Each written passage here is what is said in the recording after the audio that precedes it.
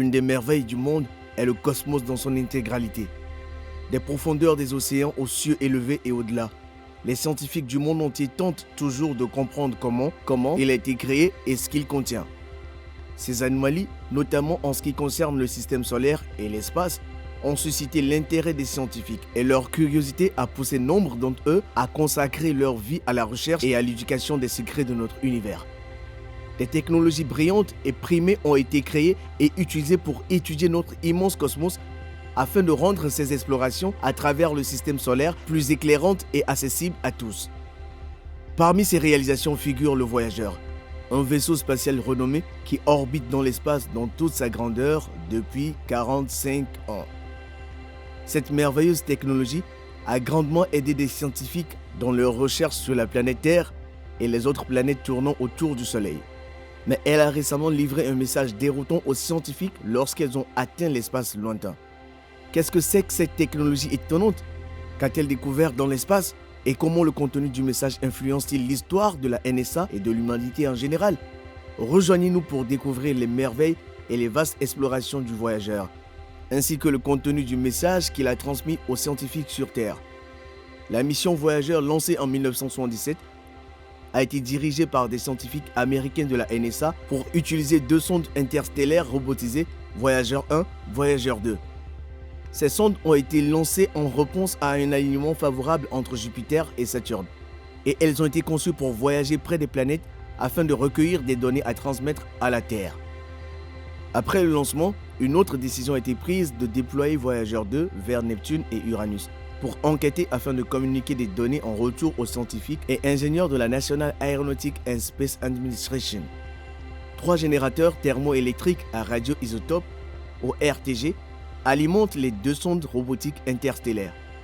Les RTG sont des machines qui traitent la chaleur émise par la désintégration du plutonium radioactif et la convertissent en électricité. Les 2 vaisseaux spatiaux ont été équipés de 10 appareils scientifiques, dont un système d'imagerie à 2 caméras, un magnétomètre, de nombreux spectromètres et un dispositif qui détecte les objets chargés et les particules de faible énergie en conjonction avec les rayons cosmiques de haute énergie.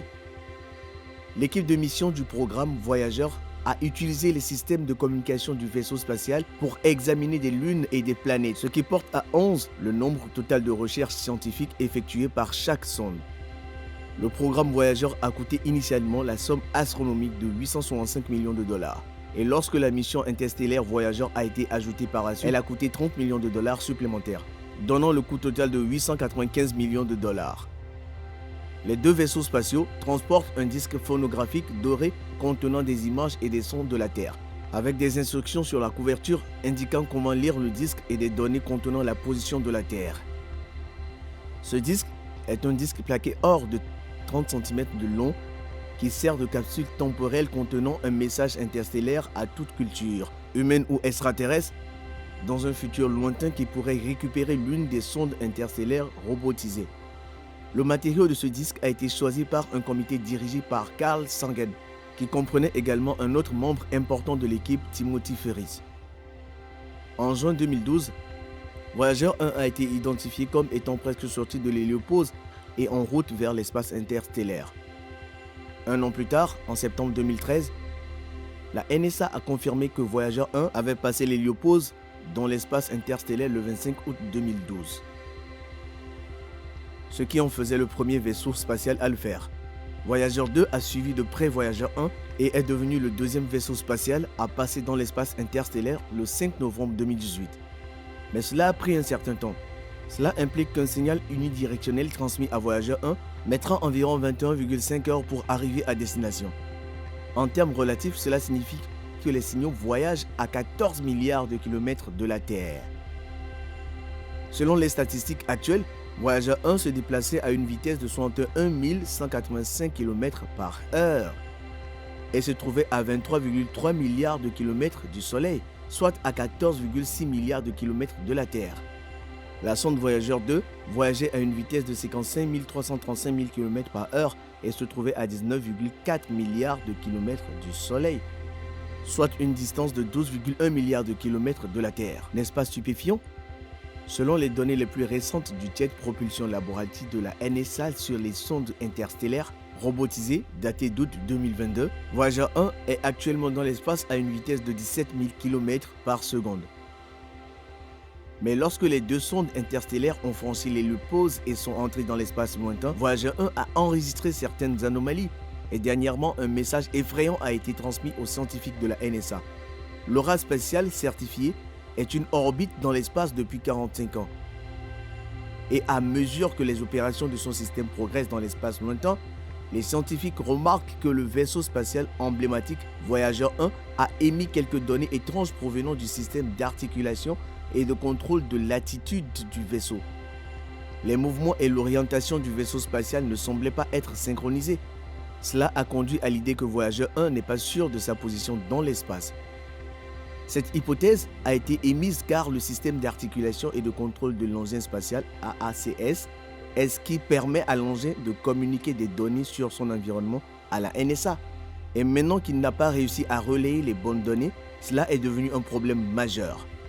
Un tel mystère est normal à ce stade de la mission Voyager, explique Susan Dodd, qui a commencé à travailler comme chef de projet sur les vaisseaux Voyager 1 et 2 au laboratoire de propulsion par réaction de la NSA en Californie, peu après avoir obtenu son diplôme universitaire en 1984. Elle ajoute « Les engins spatiaux ont tous 45 ans, ce qui est bien au-delà de ce à quoi le plan de mission les a préparés.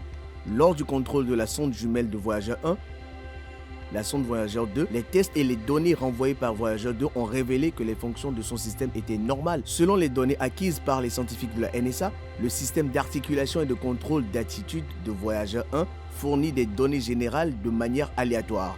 Néanmoins, ces données n'expliquent pas les véritables spécificités de ce qui se passe à bord de la sonde interstellaire.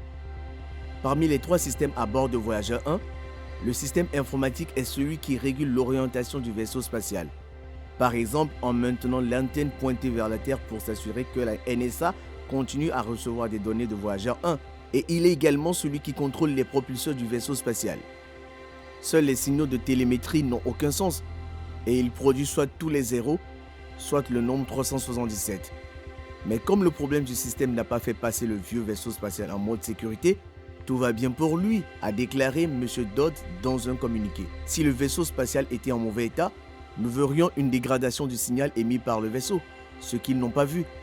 Elle a ajouté que le diagnostic du problème se ferait en 2 étapes, dont la première consisterait à déterminer la cause profonde du problème, car cela permettrait de savoir s'il faut réinitialiser quoi que ce soit sur le vaisseau spatial ou passer à un matériel de secours.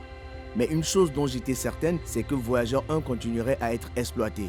Cependant, lorsque les ingénieurs et les scientifiques de la NSA ont enquêté sur la situation et sont intervenus pour régler le problème, ils ont découvert que le système d'articulation et de contrôle d'attitude avait envoyé des données télémétriques par l'intermédiaire d'un ordinateur de bord dont on savait qu'ils avaient cessé de fonctionner depuis des années, de sorte que l'ordinateur avait corrompu les informations. Lorsque l'équipe a réalisé qu'il s'agissait de la situation en question, elle a décidé d'essayer une solution qui comportait un risque élevé. Elle a ordonné au système d'articulation et de contrôle d'attitude de recommencer à envoyer les données au bon ordinateur comme cela avait toujours été le cas. Cette procédure a réussi puisqu'elle a permis de régler le problème et de rétablir le fonctionnement normal des systèmes de la sonde interstellaire. Et les données ont à nouveau été transférées vers le bon ordinateur. Bien que les ingénieurs ne comprennent pas encore pourquoi l'ACS a commencé à acheminer les données de télémétrie vers un autre ordinateur incorrect, ils ont supposé qu'il pouvait s'agir d'une erreur provenant d'une commande défectueuse générée par un autre ordinateur de bord. Si tel était le cas, il serait certain que le problème provenait d'un autre endroit du vaisseau spatial. L'équipe ne s'arrêtera pas tant que la cause profonde des données invalides n'aura pas été trouvée, mais elle pense que ce problème ne peut pas constituer une menace pour la santé et l'avenir à long terme de Voyager 1. Nous sommes heureux d'avoir récupéré la télémétrie, a poursuivi M. Dodd dans une déclaration. Nous allons faire une lecture complète de la mémoire de l'ACS et examiner tout ce qu'il a fait. Cela nous aiderait à essayer de diagnostiquer la cause qui est à l'origine du problème de télémétrie en premier lieu. Nous faisons donc preuve d'un optimisme prudent, mais il nous reste encore des recherches à faire.